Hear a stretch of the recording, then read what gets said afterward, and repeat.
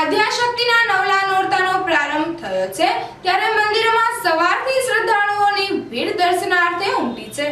નવલી નવરાત્રીનો આજથી પ્રારંભ થયો છે। માં આદ્યાશક્તિના નવલા નોરતાને લઈ શહેરના મંદિરોને શણગારવામાં આવ્યા છે। નવરાત્રીને લઈ સવારથી મંદિરોમાં માતાજીના દર્શનાર્થે શ્રદ્ધાળુઓની ભીડ ઉમટી હતી। યુવા હૈયાઓમાં નવરાત્રીને લઈ અનેરો થનગનાટ દાંડિયા રસ રમવા માટે જોવા મળ્યો છે।